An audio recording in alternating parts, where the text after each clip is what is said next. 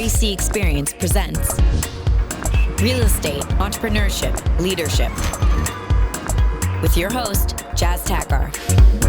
The REC Experience podcast is now on air. Hey, thanks for being in the REC Experience. I'm your host, Jazz Takhar, with your girl, Laura Elto Stewart. How you doing, Laura? I'm great. I'm trembling a little bit. Why is that? I'm a little nervous. Well, she's always trembling when she's sitting next to you. I don't know about that. I'm trembling because we have an amazing guest on today. We do. Who's going to outmaneuver this entire podcast, I'm sure. He'll figure it out. He'll find out how to do it. It is none other than Mr. Christopher Voss. How are you doing today, Chris? Yeah, I'm fantastic. Thanks for having me on. For our viewers, you see a couple of books behind Chris right now. For our listeners, you obviously can't see it. It is the author of Never Split the Difference. It's the book that's taking Amazon on Storm. It's taking bookstores. I mean, everyone that I come across is talking about this book. I have not read the book, but I've listened to the audio. So I appreciate you doing an audio book, Chris. How was that? Just like the whole process of writing a book? You know, you want to go fast, go alone. You want to go far, go as a team. Yeah, the critical members of the team, my son, uncredited co-author of the book, and Tal Raz, brilliant writer, brilliant, beyond brilliant. Everything Tal touches is a New York Times or Wall Street Journal bestseller. You get the right people together, it goes smooth. The hard part is getting the right people together and then, being patient enough to let it fall into place. Well, you speak about the team. I mean, myself and Laura, I have a business partner, Simos. We and this podcast, really the podcast started for us, Chris, with the intention of allowing guys and gals to be flies on the wall with conversations that we were kind of having amongst ourselves, but then bringing on guests, authors and entrepreneurs and leaders, so others could be flies on the wall. And you speak about mentorship a lot. Like, can you touch on the importance of having mentors in your life? I think, the more important thing is unofficial mentors. And it comes from who do you go to for advice? I mean, there's two phrases that pretty much say the same thing. Don't take directions from someone who's never been where you're going. And never take advice from somebody you wouldn't trade places with. Now, in either instance, if you take that advice, if you're smart enough to ask the right people, they'll be in a position to mentor you if you actually take the advice. And in hindsight, it was critical to how I got into the FBI. It's also critical to how I became a hostage negotiator. Now, there are a lot of well-intentioned people that don't know what they're talking about. They could be members of your family. They could be your parents. Mm-hmm. They could love you. Intention is inadequate. Do they really know what they're talking about? And so, never take directions from somebody who hasn't been where you're going. And then when you take those directions, they will help you make sure you get there, and they become your unofficial mentors. Is there maybe a tip for somebody? Like, how did you go about finding your mentors, Chris? Well, and again, I wasn't looking for mentors. I was looking for good, actionable advice, and they looked out for me consequently. So when I wanted to get into the FBI, I'd let a few people know, and a gentleman that I knew who's a retired agent said, look, a friend of mine is still on board in Kansas City office. You should go talk to him. And so I just sat down with him and said, what do I need to do? I wasn't looking for mentorship. And he was a senior agent, extremely well respected in the office. And he said, okay, well, I'm normally on the interview panels. Me giving you advice is going to disqualify me. I'm going to go ahead and give you some advice. Here's what you should do. And he pointed out some stuff that I wasn't doing, and I started doing it. So I step into the interview some months later, and he's on the panel.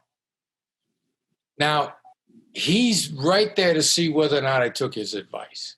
And fortunately, I had.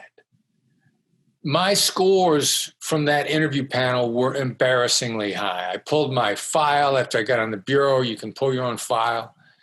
And I was embarrassed at the comments and how high the scores were and the subsequent comments that went with it.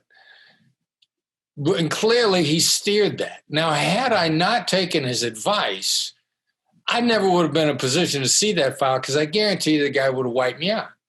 So it is, don't look for mentors. Look for the people who've been where you're going and then do the work yourself. The hacks will be, they'll tell you what they learned in the process. And consequently, they will end up being your mentors. They will look out for you. So I'm going to take us toward the negotiating part of our conversation today. Really, that's where you thrive. That's what you're known as to be an expert in.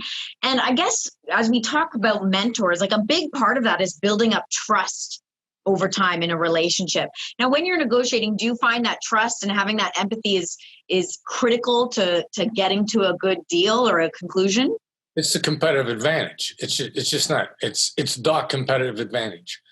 If you use empathy, tactical empathy, as we refer to it, and it's empathy with neuroscience mixed in. Like with neuroscience, we know how the brain works.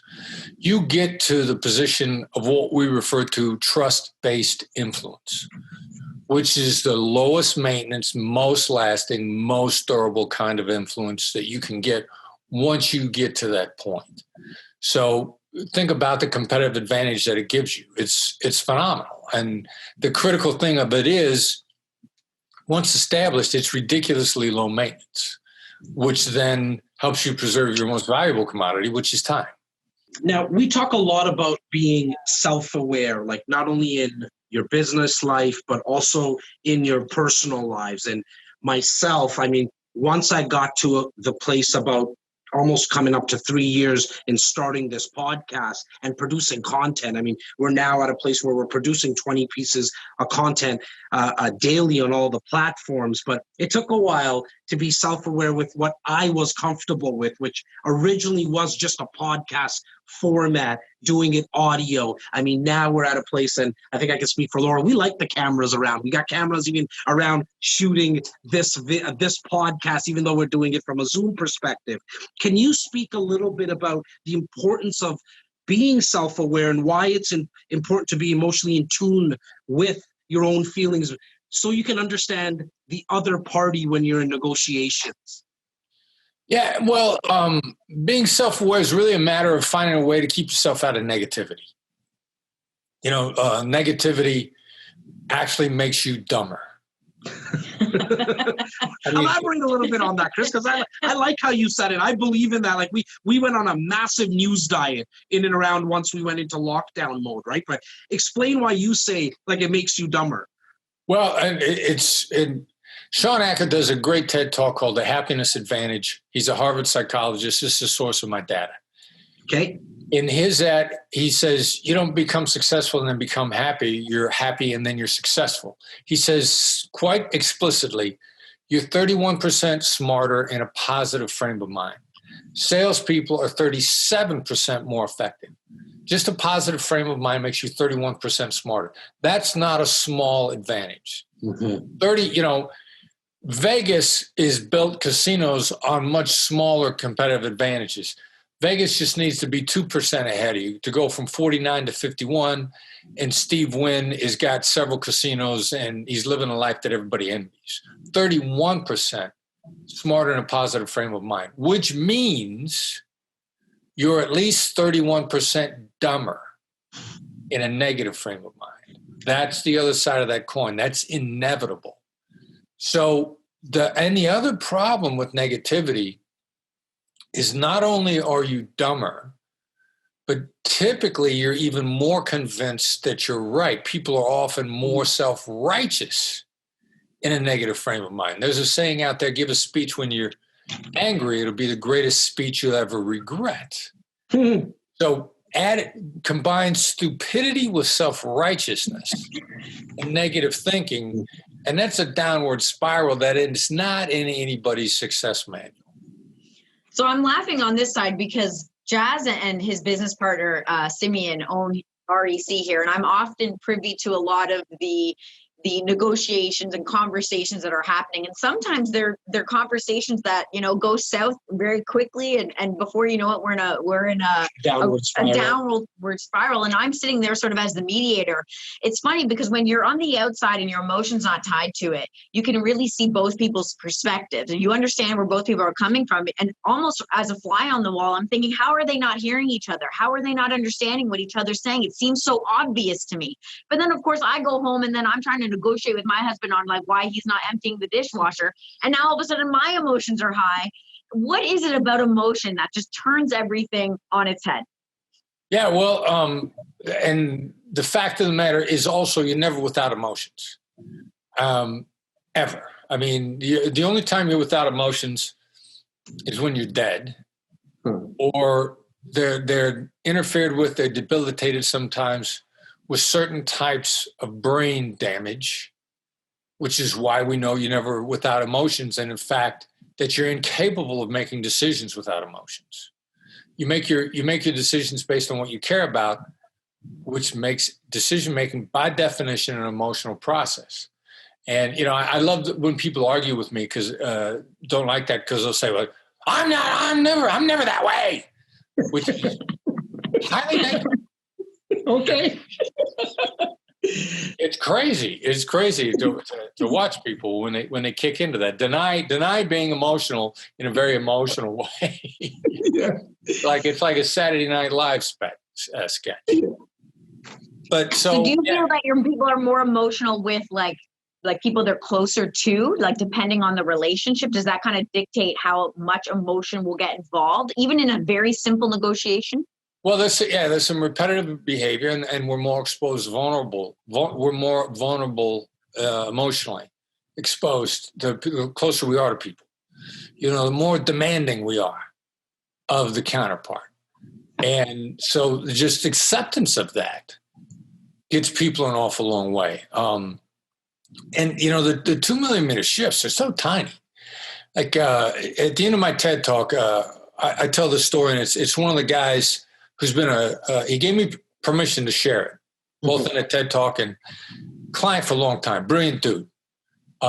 Ridiculously empathic, sensitive, phenomenal negotiator. Literally with experience in negotiating $100 million deals with our techniques. He's in an emotional interaction with his sister. His sister's the primary caregiver for their dying father. They're at a family gathering. His sister's had too much to drink. She starts in on him. And he realizes when this happens, it's his turn. He's seen it happen before. He said all he wanted to do was make her feel heard and not dispute a single thing she said. She hammered him for an hour before she finally ran out of gas. The next day, she sends me an email saying, I attacked you yesterday and you showed me nothing but love. Thank you for being my big brother. So it's with family, it's hard. Yeah. It's hard.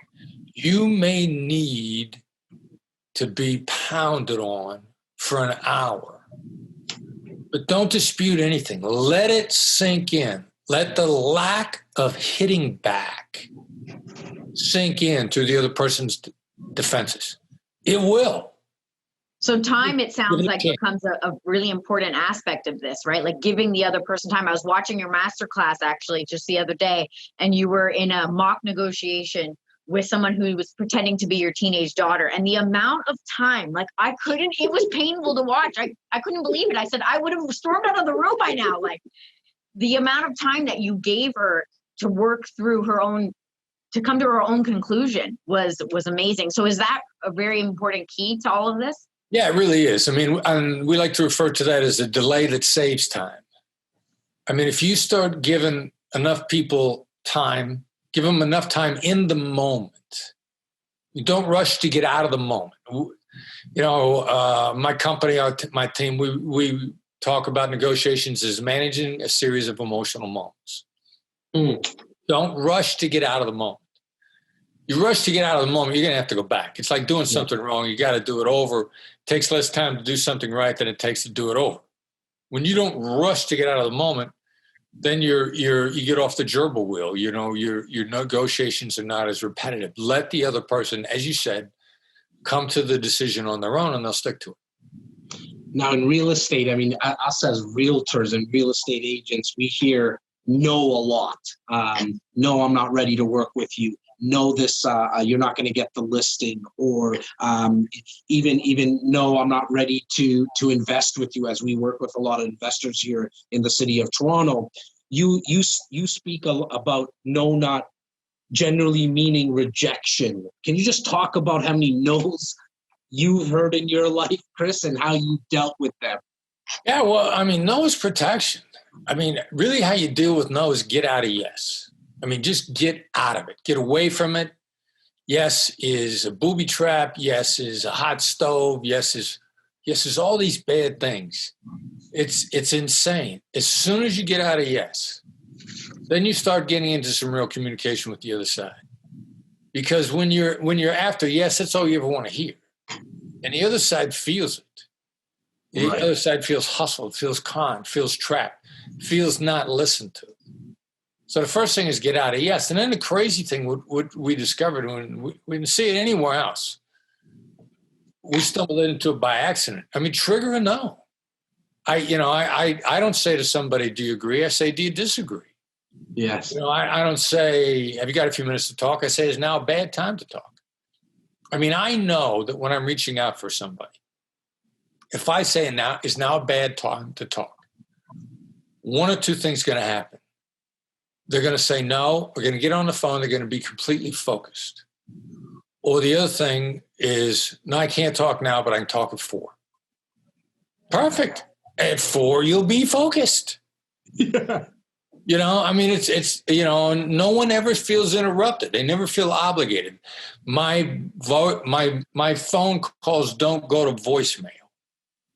You know, and then I call with an agenda, and I always leave the person feeling that their autonomy has been protected. They feel safe. They don't feel hustled in any way, shape, or form.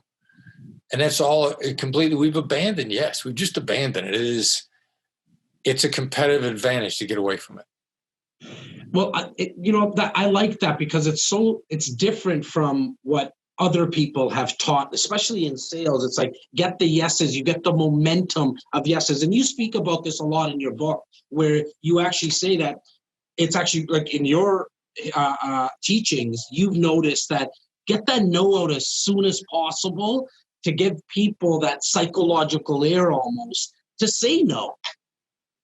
Yeah, it's critical. And we went from letting people feel like they could say no. Jim Camp's books start with no. Jim was a friend. I collaborated with him and his son. We did a lot of work together. Very inspired by the guy's thinking. He first achieved a breakthrough by saying to the other side, it's okay you can say no to me at any time. You can say no anytime. And it encouraged a feeling of autonomy on the other side, which made people feel safe and they could move forward. And then we went by accident, like what happens if you actually get people to say no? And you get faster agreement. And then we started experimenting with all the time. The cool thing about no is no matter how tired you are, you can say no and think clearly through about 4 or 5 concepts immediately, no matter what time of day it is. And we all suffer from decision fatigue, and quality of decisions begin to decline from about 1 o'clock in the afternoon on for everybody. There are biological, physiological reasons for that. This is why I don't work well after 1. Yeah, nice try, Laura. Nobody, you can't get around it. You got a circadian rhythm. It's controlled by your diet. And even if you try to control your diet, it's controlled by sunlight. You can't do anything about when the sun shines. Yeah. So it impacts your circadian rhythm. And really quickly, Chris, are you saying like at 1 o'clock, it's right throughout, like somebody would go to sleep, but their decision making is not as good, like they're just getting tired, and so which would mean to me that from first thing in the morning till 12 o'clock is the best time for decision making?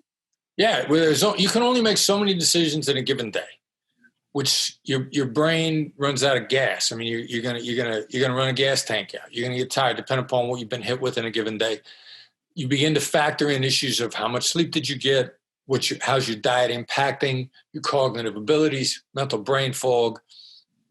Quality decisions come in the morning, period. But then we found out that I could say no productively. I had an intern a couple of years ago. He only asked me what and how questions. He was scared to death of making a mistake. Yeah. And finally I said, look, after 1:00 in the afternoon, as long as you live, never ask me a what or how question again. Because he'd say, what do you want to do? How do you want to handle this? And I go like, I don't know. Leave me alone. Stop bothering me. Because I had so much on my mind. But I found that whenever he even guessed wrong, especially when he guessed wrong, I'd say, no, don't do that, do this. I can do that at 4:00 in the afternoon. Right. Bang, bang, bang, bang, bang. Give him quick, clear guidance. So we started applying it across the board, and we found that to be the case with every human being that we've run into. No matter how tired the other person is, a no for whatever reason triggers mental clarity. They're good to think through 4 or 5 things. Even after 5:00 in the afternoon, you can get good decisions with a no. So we obviously we're realtors here, so we deal with a lot of negotiations. Does that mean that for a real estate agent, let's say I'm representing the buyer, do I want to try to present my offer to the seller in the morning or in the afternoon? Like, is it advantageous to dictate the time of day I present an offer because I might come out, more on top? Well, a lot of that is going to be determined by how you got to the position of the offer, how your offer is what got you there in the first place, how much stress has been inflicted on the seller along the way. More stress than you can imagine. We do an awful lot of coaching in the real estate area. We do very active in real estate. Every conversation in real estate is a difficult conversation. Realtors trying to kid themselves about this all the time. I got happiness, I got sunshine and roses. It's one of the 5 most difficult decisions of a person's life. Every decision is tough. Mm-hmm. So yeah, you're gonna want to begin to factor that in. How did you get into that in the first place? You're representing a seller. Does the seller see your buyer only as a name on a piece of paper? Very easy to reject a name on a piece of paper. Talking to a real estate agent a couple of years ago, a guy says, we spend so much time getting to know our counterparts, and sometimes we have so much trouble getting a return phone call, getting a return on an email. And I said, that's exactly what you're doing wrong. And he said, what? Aren't you supposed to get to know them? I said, yeah, all the time you spent getting to know them for tactical reasons, you look like only an agent trying to get to know them for tactical reasons. What do you look like? You either look like only a name on an email, name on a piece of paper. Your buyer only looks like a name on a piece of paper. They got no idea who you are. You don't have to share a lot of common ground. But if they only know you as a name on a piece of paper, no wonder they can reject you. Now, Chris, as I see the name of the book behind you, what gave you that title? I love the title, Never Split the Difference. We don't talk about it often in negotiation. How did the name for the book come out? Paul Ross, genius dude. We had a working title when we started the book. Sounded kind of cool. We were calling it Killer Deals. Okay. And Tall is like, all right, so fine. Look, that's okay for now. I want you to know that some point in this process, what I think the name should be is going to occur to me. And I'm going to kick it out. I'm going to absorb everything about what this is about. The name will occur to me. And we're probably about 2/3 of the way through. And he said, bang, here it is. Never Split the Difference. And we're like, we bow to your grade. Yeah. You knew it. Go ahead. Yeah, no, I want to take us down story time a little bit. Okay. For our viewers and our listeners who might not know of you or know what you've done. Can you tell us a story about a time you were in a stressful situation, negotiation, either where you made a positive decision that impacted the situation, in which case you've learned from that immensely, or a negative, or a decision that didn't turn out so positively for you? Well, first of all, everything is cumulative. The straw that broke the camel's back didn't break the camel's back by itself. You couldn't have thrown that straw on a camel's back and had the camel collapse. So, everything is cumulative. We had stuff go bad. One of those stories you talk about in the book, negotiating a kidnapping in the Philippines. the Burnham-Sabero case. And, we learned the rule that we live by today. There's always a team on the other side. The negotiator on the other side believed he cut a deal with the representative of the family. His team let him down. His team reneged on the deal. That occurs in 50% of the business deals that are out there. A number of years ago, we're in the running through somebody else for a negotiation contract for one of the big telecommunications companies, and we're told that company fully 50% of their signed deals never get implemented. Signed deals never implemented. There's always a team on the other side. We thought we had a solid relationship. The negotiator we were talking to thought we had a solid. He was caught off guard that his team let him down, was embarrassed. So, we were deceived by not taking into account the team on the other side. It was probably, it was a learning experience. I'm sure there was a number of things we did wrong there. I will tell you that the one decision I made that I love the positive outcome, again, we got a kidnapping in the Philippines, lone kidnapper, serial killer on the other side. The only time in my experience I ever encountered it, we found out afterwards, the only time I ever even heard of it. Now, as much as I knew then and I know now about kidnapping, if I've never heard of it, that means it's a rare event. We figure we're in position to make a deal. We're going to run a sting operation. We're going to let the family pay. My negotiators in country said, the bad guy's ready to cut this deal. We can make the payment. We can run the sting. We can get our hostage back. We can probably get this guy on a follow-up. But I knew that we could drive the price down even further. We're 2/3 of the way through the Ackerman method, which we talk about in the book. We're 2/3 of the way through Ackerman. And I said, no. And it's a tough decision to say, no, do not let the victim come out yet. Yeah. But I said, no, we haven't run our process completely yet here. We're going to finish the process. And she's like, all right. 4 days later, we rescue the hostage and arrest the bad guy.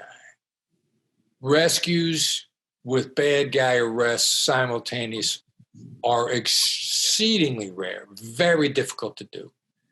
If we hadn't run the process out, we would not have rescued the hostage and caught the bad guy all in the same day.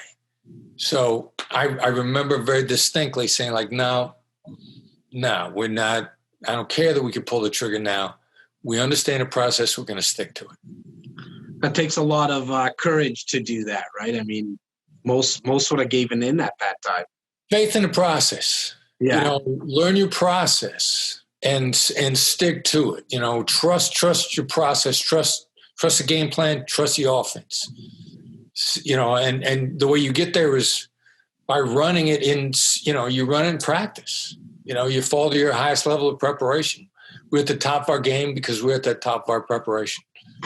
I got to ask, I'm curious. Do you think Hollywood does a good job of... Okay. I have to ask that. I have to ask because I love hostage films. And in fact, my favorite, one of them is Inside Man. I'm curious, what's your favorite, or do you not even watch them? Inside Man wasn't bad.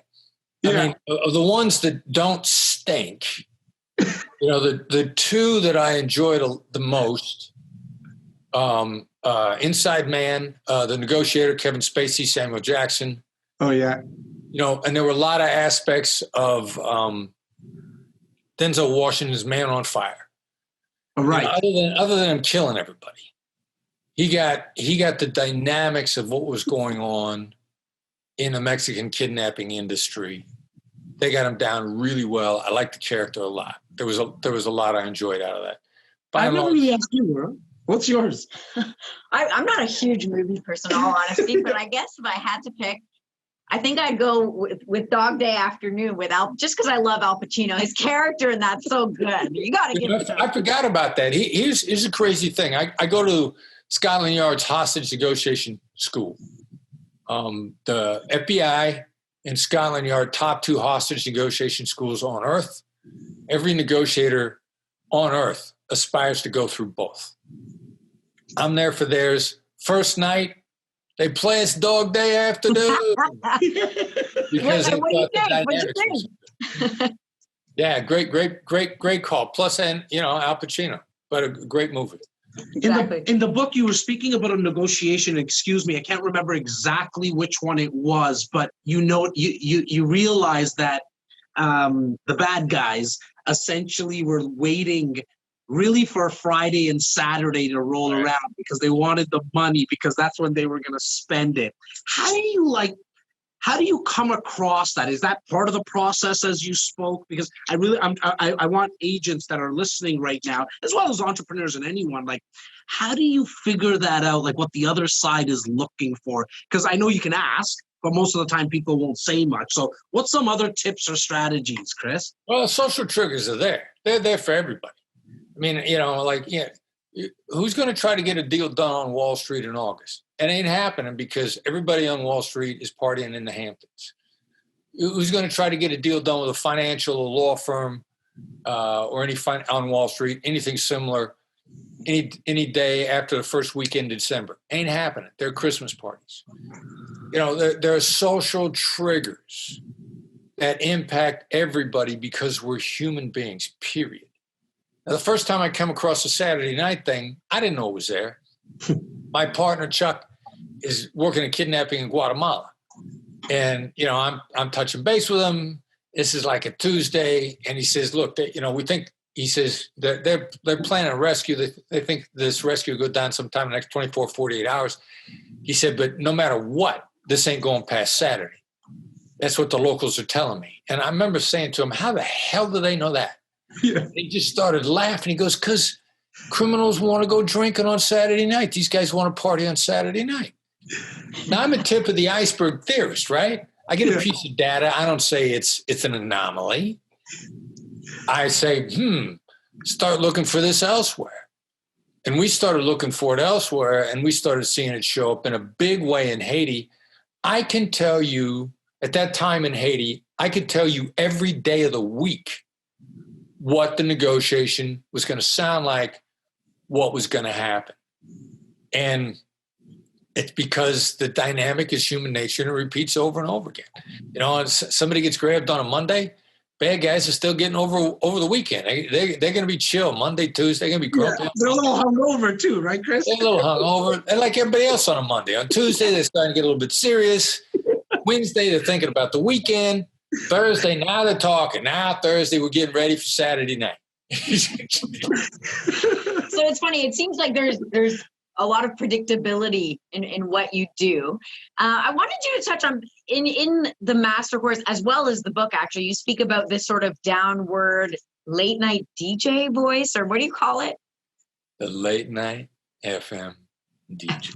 That one. Now, obviously, you do that very, very well. I'm wondering, because that works so well, do women have a disadvantage in negotiations because of that or for other reasons? No, I mean, first of all, women have so many advantages. And a voice is your most powerful tool. Like what you can do with your voice between inflection, up or down, smiling. I mean, I got to tell you, do women have a disadvantage? Listen to Lori Grenier on Shark Tank. Oh, yeah. Her brilliance is and it's hard to do. I can't do it myself all the time. She combines the downward inflection, basically late night FM DJ voice, with a smile. I have heard her, in sum and substance, tell both Mark Cuban and Kevin O'Leary to shut the F up, and they both did. She's trying to cut a deal with an entrepreneur. The two of them are jumping in, they're haranguing her, they're this and that, and she goes, just sit back and watch me negotiate. And she smiled and downward inflected, and they both went. And they brought along with it. I love it. And maybe in some respects, women actually might have an advantage because perhaps they're perceived as being a little bit more trustworthy or empathetic at times. Well, at times, I mean, I will tell you, I think the real biggest advantage women have, and however got planted, great negotiation is about intuition, and women have a head start on intuition. Now, whether it's nature or nurture, it's an interesting discussion, But the great negotiators, intuition is just recognition. It's an aspect of empathy. Empathy is recognition. You start tapping into that, and then understanding how to make it actionable. The hardest part is tapping into it in the first place. And women have a head start on that. We talk a lot about on this podcast, Chris, that taking the leap of faith, being fearless, but also understanding, and you speak more even about it in your book, acknowledging fear rather than running away from it. Can you elaborate a little bit on that for us, Chris? Yeah, well, there's actual neuroscience that says that the most effective way to diminish or eliminate fear is simple acknowledgement. And we talk about neuroscience. I talk about neuroscience because it's a hard science. Psychology is a soft science. Psychology is like trying to figure out what's going on in another room when you can only hear the conversation, but you can't see. You know, no shortage of things that have been misunderstood because you can't see what's going on. There's this funny Tide commercial about eliminating wrinkles. These kids walking up the stairs and his parents are in a closet. They're trying to put something back up on the shelf, but they're going like, oh. And he gets this disgusted look on his face when they come out and their clothes are all rumpled. Yeah. You know, he was wrong. He see what was actually going on. But neuroscience is a hard science. So they do an experiment. They show people photographs that put negative images in their brain. You know, baby seal, you know, whatever. They put them in fMRI so they can watch the electrical activity in the brain. They know where negative emotions are housed. It's the amygdala. They know where the amygdala is. They know where it is. Show them a picture. The amygdala lights up. Then all they do is say, what are you feeling? Just identify it. Simply identify it. Articulate it. And whatever it is, loneliness, sadness, anger, could be anything, but it was negative. Every time, they simply called out the negative, the electrical activity diminished. Not half the time, not 90% of the time, every time. No other method of dealing with negative emotions is that effective. And that's why the simplest way is to acknowledge them. In your book, you mentioned that people are driven by two impulses: feeling safe and secure and feeling like they're in control. Can you expand on that, perhaps from a business context, like not necessarily from a negotiation perspective, but how people interact perhaps with their employees? Yeah, well, it's autonomy. It's a basic human nature issue. Look at the fundamental drivers of human nature and you begin to really understand negotiation. Can you tell your employee what to do? Yeah.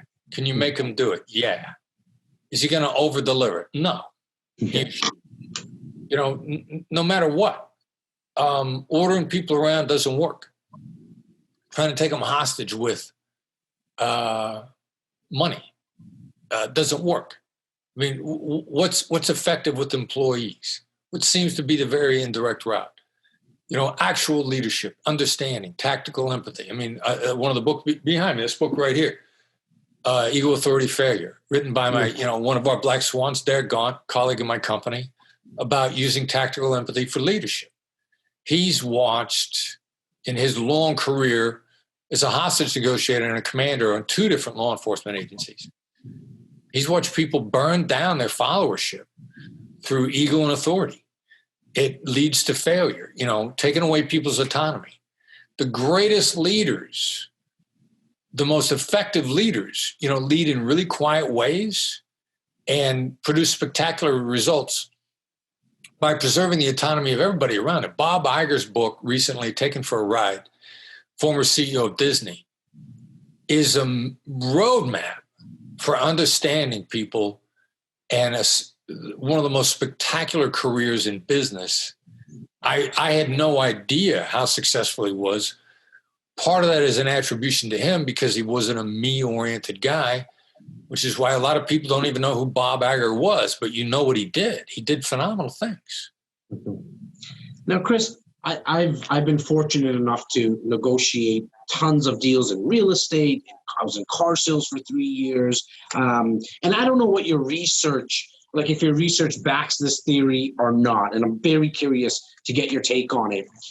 there's always this thought process that he who or she who speaks first loses in negotiations. What's your thought process around that? Yeah, very much agree on that around a number of ways. You know, we like to say he or she who talks most loses. Okay. You know, he or she who names price first loses. Which is, you know, different variations of he or she who speaks first loses. You know, we believe very much in dynamic silence. You know, shut the front door. Go silent, count 1,000s to yourself. It's one of the reasons why the skill that we used to refer to as effective pauses, we now refer to it as dynamic silence, to put an emphasis on going dead silent at strategic parts. At the beginning, the other side's dying to talk. Let them talk. You know, negotiation is the art of letting the other side have your way. How do you let them have your way? Get them talking. Wait till they say something that you like and then go like, wow, brilliant. You know, you just kept them talking till you liked what they said. How easy was that? So on so many different levels, yeah. You know, strategic silence, dynamic silence. Don't be afraid of it. Take advantage of it.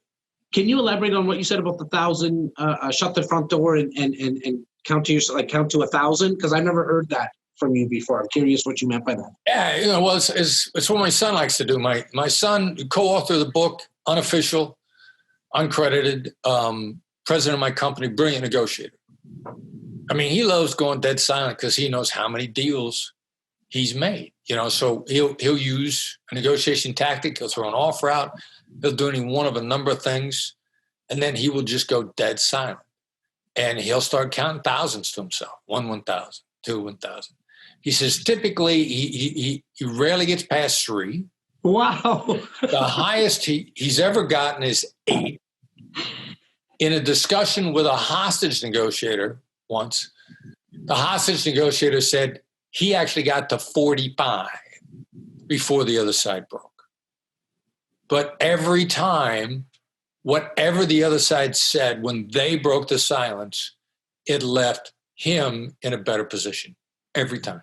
I have to interject here just to point out something that's quite funny to me. Like Thanksgiving's coming up here in Canada soon. I know in the U.S. a little later, but I'm just picturing your family at the Thanksgiving table, like no one's speaking and everyone's just like counting. Is that what happens? Like, are we all just trying to out negotiate each other, or what's going on there?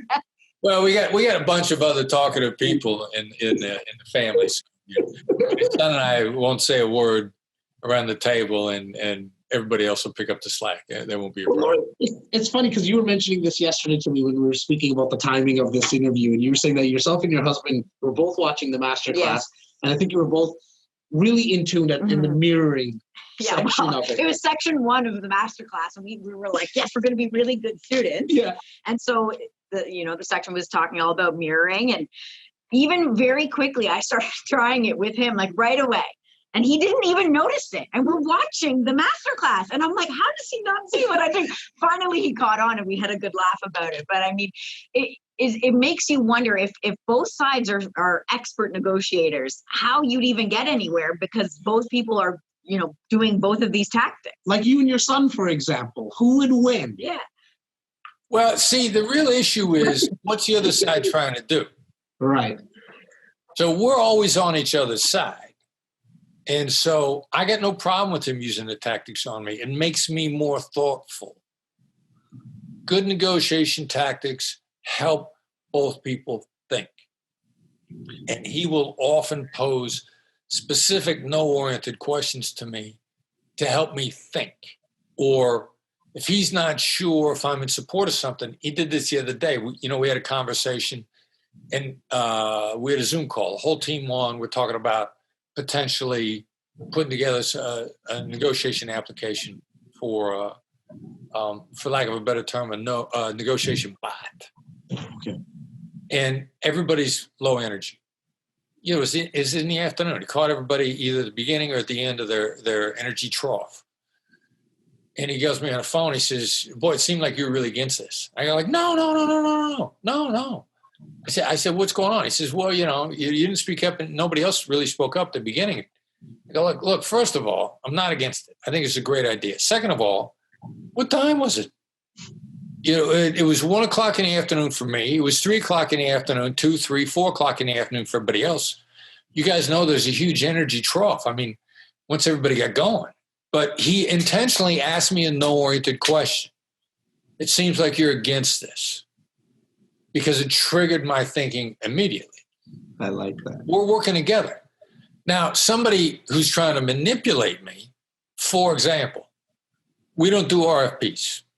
Okay. Request proposal. We don't do demos. We don't do auditions. There's tons of stuff.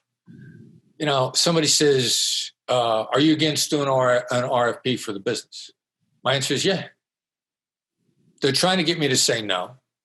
Have you given up on doing an RFP to try to get the business? Yeah. I can smell this a mile away. You're trying to manipulate me with my skills. You're trying to manipulate me, period. Let alone with my skills. It's going to be a very short conversation.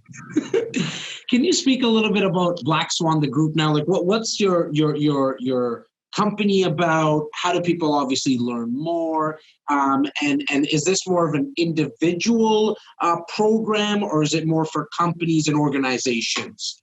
We coach people into life-changing deals regularly. Most people cut life-changing deals once every 5 or 6 years. Mm-hmm. The people that we coach, once we start coaching them, they'll come up with a life-changing deal within a month, probably do several that year. Now, we really focus on what we refer to as the 1% or the top performers. If you realize how much of an impact you can have on your life by intentionally getting better, there's a really good chance that you're exactly the kind of person that we're after, and that you're going to find us anyway. And we teach, train, coach. Almost all of it is online these days, but we're going to accelerate your life. And the reality is, and we charge a lot of money for our training, Mm-hmm. but over the course of the year, if you're flipping burgers at McDonald's or you're delivering newspapers, and I don't mean to denigrate either one of those jobs, Mm-hmm. but over the course of the year, if we make you 31% better, you're going to make 5 times your investment in a year. So, but by and large, since most people don't have the money that we charge, we also have a massive amount of free content. Our newsletter is one of those things, which is also the gateway to everything else that we do. We put enough free stuff out there that you're going to be able to put a significant jump start in your life. If you spend $20 for the book, Yeah. and take advantage of all our free content, you're going to put yourself in a much higher level very quickly. Were you guys doing live trainings and stuff before, like, COVID and the lockdown, Chris, or was it always online? I'm just curious. We were doing some stuff online. We were doing 90% of it live, Mm-hmm. for a variety of reasons. First of all, when COVID came along, we were operating virtually anyway. Everybody was already operating from home. We were running EOS, Entrepreneur Operating System. So we were ridiculously effective as a team already. And 90% of our revenue got shut off. Just the faucet just got shut off. It took us about a month to pivot into the new economy. We moved everything online. We're on pace to make the same amount of money this year that we made last year, having shut down our revenue for a month and a half. Like, we were lucky enough to do that in our first, for the first couple of months, we were definitely having some troubles just staying in touch with people, doing deals. And as I mentioned earlier in the podcast, a lot of it came down to shutting out that noise, going on that news diet. We started an online Zoom meeting for 8-9 hours a day, just making sure that we were all in touch with each other. What is some tips for some business leaders now that are going through what you were going through originally? Like, if maybe it just got hit, they just got hit with it right now in terms of having problems with revenues. Like, how did you get through it? Well, we brainstormed as a team. And we took action. Fortune favors the bold, period. It's predominantly the world is on your side. So the reason fortune favors the bold is this is a Las Vegas world. The 70% of the stuff works out and 70% of it will if you go for it. Data improves design, learn as you go. Start pulling a trigger on stuff and learn as you go. Learn in the moment. Pay attention to the feedback that you're getting. But pull the trigger and find out. If you don't... Kerry, I just went to get something that you sparked an idea in him here. We always have this sign in our podcast room. I don't know if you can see it. Ready, fire, aim.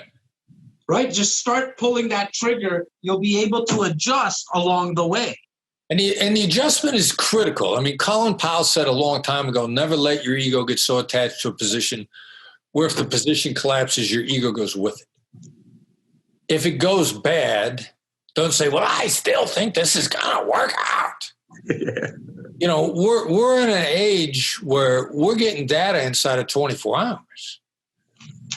Data improves design. You know, make your tweaks. Be willing to make your tweaks. Adjust your price. Adjust your approach. Learn every step of the way.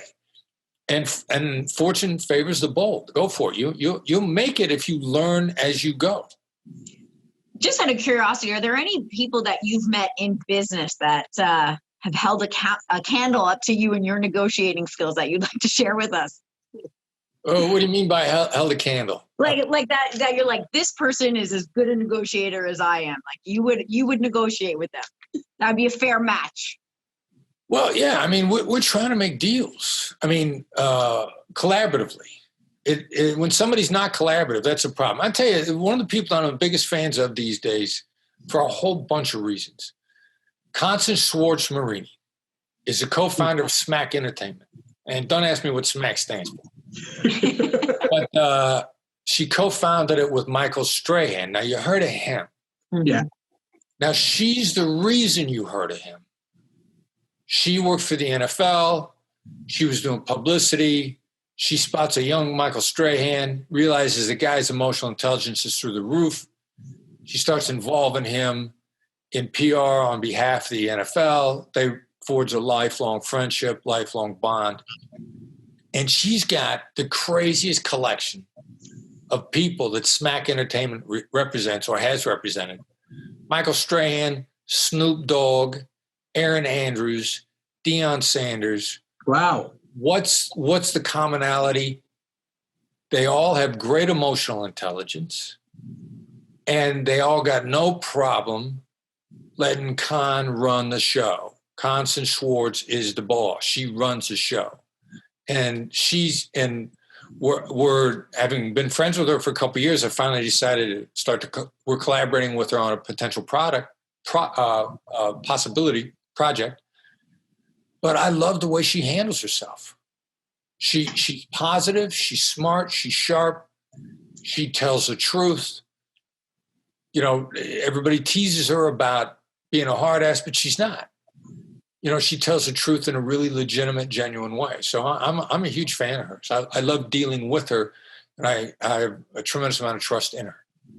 Chris, we are a huge fan of yourself, everything that you're doing with Black Swan, the book that you've put out in the world. We're very appreciative of it. I love all things negotiations because I truly believe you get what you negotiate in life. I think you'll attest to that as well. Can you please leave our listeners and viewers today with one tip? And look, it doesn't need to come from only a negotiation perspective. You've been around the whole world. You've met a lot of people. You've had a lot of conversations, a lot of stories. And for anybody who has not yet picked up the book, you get to hear Chris's voice as well, narrated. And you do got a good voice, even though not at all times it's the DJ, late night DJ voice. Can you leave our viewers and listeners with one tip today, Chris? Yeah, I'll leave them with a tip, and I'd like to go ahead and tell them how to subscribe to the newsletter, if that's right. 100%. Yes, please do. All right, so the newsletter is The Edge. It comes out on Tuesday mornings. It's complimentary. It's free. A friend of mine in the FBI used to like to say, if it's free, I'll take 3. You know, even better than free, it's concise and actionable. Like I get the daily 10-point briefing from the Wall Street Journal. I can tell you it exhausts me to read that thing early in the morning. Like I got to take a nap after I read it. Ours is actionable, concise. One article, 750 words, which is about a page and a half. Actionable advice. Plus, it's the gateway to the website. Training announcements. It is the gateway to everything that we have. The best way to subscribe to it, if you're in the U.S., there's a text to sign up function, which I'll give you, but also you go to the website, upper right-hand corner of the website, blackswanltd.com. Click on blog. You could sign up. Plus, there's past issues there. You can search it and look for past issues. So any pieces you missed in the past. Text to sign up. Send a message. Black Swan Method. BLACKSWAN method. METHOD to the number 33-777-33777. I believe that only works in the United States. Otherwise, just go to the website, sign up. Now, here's the tip. If you take the time to hear the other side out, to try to summarize their position, not your value proposition, but their position, to get a that's right out of them before you pitch anything. You strengthen your relationship with them. You've made them feel heard out. You put them emotionally in the best possible position to hear what you have to say after they've said that's right. But the other cool thing is it levels you out in a way that gives you clarity on the situation that you would not have otherwise without summarizing them first. There's some sort of magic spell it casts on you to do that, to be able to see the entire situation with much more clarity. And there's no downside to that. Wow, Chris, it really sounds like you're wanting to leave a legacy for people and help them by educating them, whether it be through your books and your websites. And we so thank you for that. And how was my labeling job just there? Was that good label? But I needed to stop talking. Great. I loved it. Made me feel good inside. See, I'm trying to practice. Laura, thank you for everything you do. Chris, once again, we appreciate you guys and gals that are watching and listening. Go do yourself a favor. Download the book at Audible. If you're a reader, go find the book. It's everywhere. I'm sure it's all over Chris's website, and it's all the website address and the text information is all in the descriptions below, or just simply go to Amazon, and I'm sure you can pick up the book that way. Chris, once again, thank you. I really enjoyed that conversation. Did you? Thank you. That was a pleasure. I enjoyed that a lot. Thank you. We took you through a lot of different tangents, and you followed us along. That's what we do here. Thank you, guys. All right. I appreciate you. Thank you so much, Chris. Thank you. Bye-bye. This has been the REC Experience Podcast with Jazz Takhar, an REC Canada production. Hey guys, thanks so much for watching and listening. Please take a second right now to subscribe and follow us on whatever podcast platform you're watching or listening. It means the world to me. Thank you.